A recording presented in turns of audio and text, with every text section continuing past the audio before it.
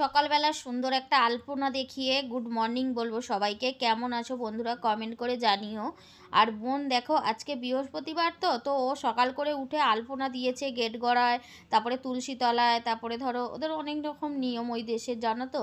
তো সকালবেলা উঠে আলপনা দিচ্ছে, অনেকক্ষণ আগে উঠেছে। আর আমরা ঘুমাচ্ছিলাম, আমরা একটু বেলায়, আর ঠান্ডার জন্য না উঠতেও ইচ্ছা করছে না। তারপরে সত্যি যে রাধে সে চুলো বাঁধে, এটা কিন্তু প্রমাণ হয়ে গেল আমার বোনকে দেখে।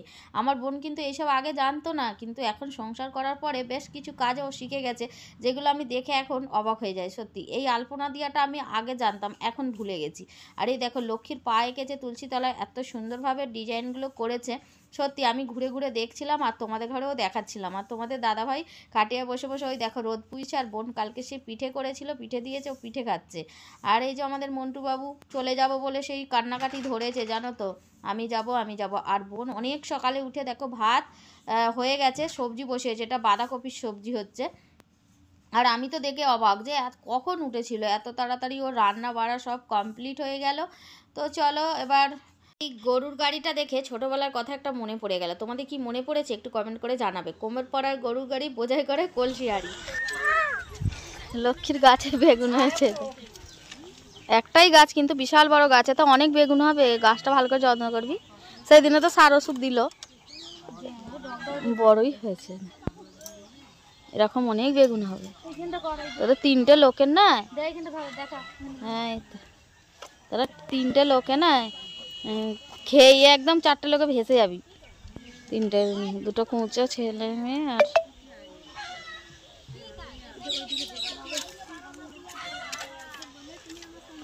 লাউ শাক এনেছে আমাদেরকে দেবে বলে, তো লাউ শাক নিয়ে যাবি, এখানে নিয়ে যাব, চচ্চড়ি হবে।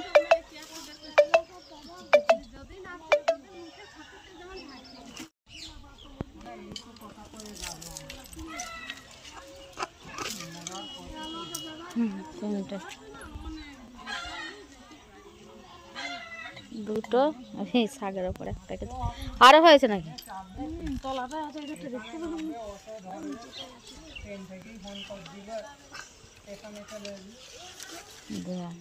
এর মধ্যে কত বেগুন হয়েছে।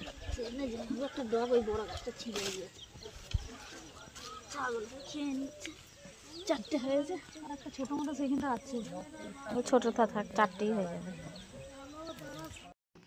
গরুর গাড়িটা তখন বোনেদের সামনে দিয়ে যাচ্ছিল, খালি না, এখন দেখো বোঝাই করে যাচ্ছে, ধানের বোঝা নিয়ে যাচ্ছে।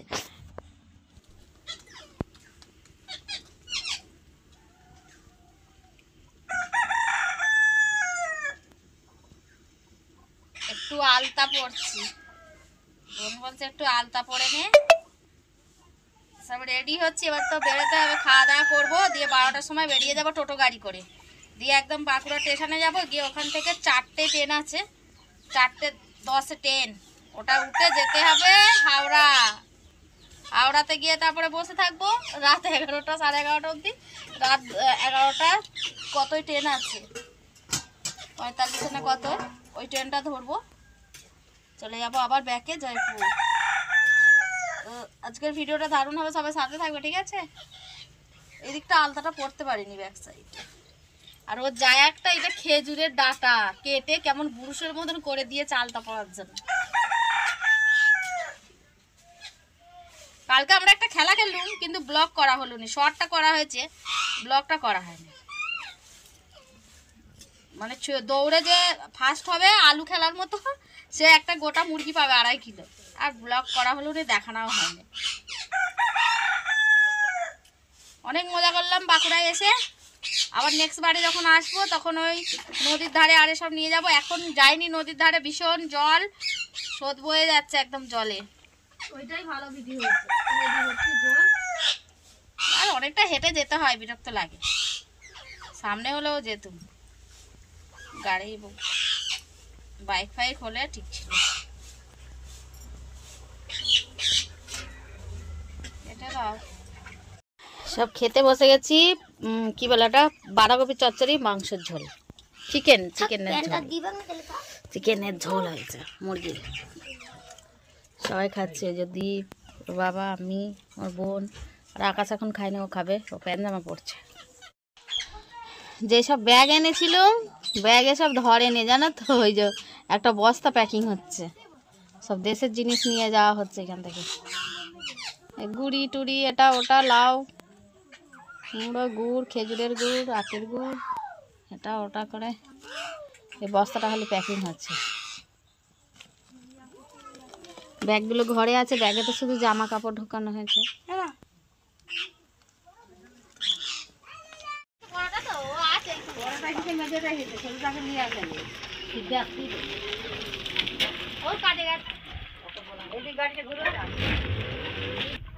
এখন তো কিছু করবি নি তো,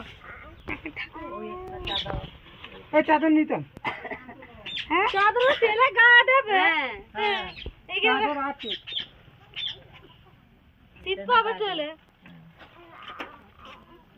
ওই একটা তা দিন না, ওই একটা ওটা বাদে ভাবি চাদর এটা লিয়ে আমাকে শীত পাবে।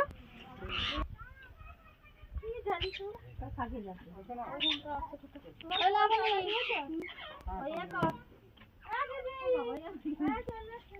তুমি এটা কোলে দিও নি, পাপা ঠিকবে।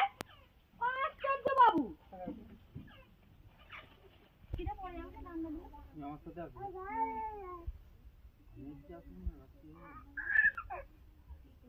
তারা মাদাটা কেলেছে কত 100 টাকা তো বলি 100 টাকা ভাড়া করে আমাকে এসে হবে।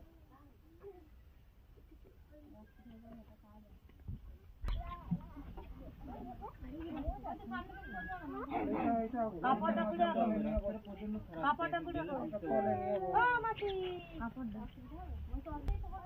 হ্যাঁ তোর বেটা কি করছে দেখ, কাপড় জামা দেখতে পাচ্ছিস। চলো ব্যাটার গাড়িতে বসে পড়েছি। এই পথ যদি না শেষ হয় তবে কেমন হতো বলো তো। বোনেদের বাড়ি থেকে বাঁকুড়া স্টেশন 2 ঘন্টা রাস্তা, এই ব্যাটারি গাড়ি করে যেতে হবে।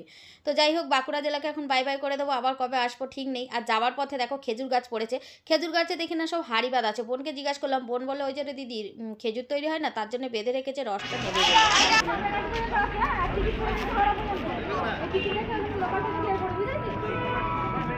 এই টিকিট আবার কাটতে হবে না, হ্যাঁ কিন্তু 50 টাকা আমি চাটা নিয়ে চাটা কি করে আনবো। তো বাঁকুড়া স্টেশনে চলে এসেছি, দেখতেই পাচ্ছ ব্যাগপত্র নিয়ে এবার ওপরে যেতে হবে, মানে ওপারে যেতে হবে। তার জন্য বোন লিফটের কাছ দিয়ে নিয়ে যাবে বলে এগোচ্ছে। আর বোন টিকিটটা কেটে দিল। বোন বললো জানিস সাঁতরাগাছিতে নামতে হবে, ওখান থেকে আবার ট্রেন ধরে তবে হাওড়ায় যেতে হবে, মানে ডাইরেক্ট হাওড়ার ট্রেন এখন নেই বললো। তো যাই হোক, এই যে টোটো দাদা ভাইটা, মানে যে টোটো চালিয়ে এসেছে, এটা আমার বোনের ভাসুর হয়, পাড়ার সুবিধে ভাসুর। তো ও একটু আমাদের ব্যাগগুলো বয়ে ওই লিফটের কাছে দিয়ে আসছে, লিফটে তুলে দিয়ে তারপরে চলে আসলো। কাঁঠির এতে চা খাচ্ছে, লক্ষ্মী খালি আগে বসে পড়বে। হাই মরেছে চা কই কি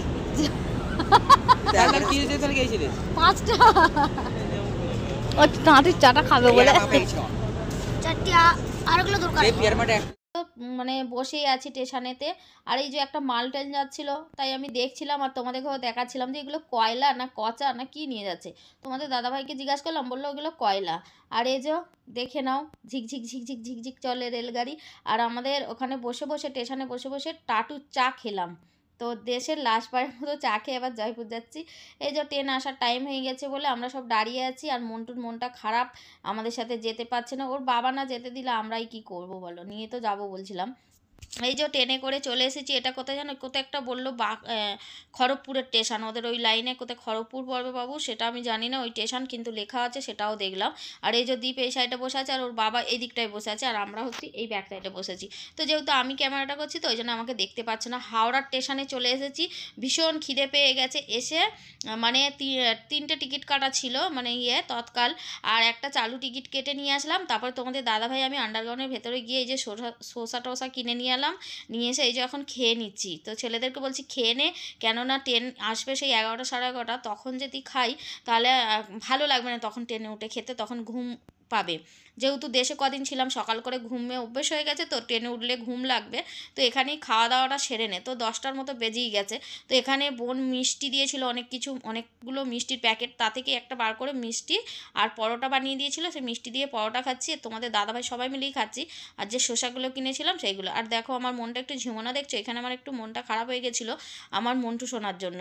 তো চলো এখানেই কলকাতাকে বাই বাই করে দিই।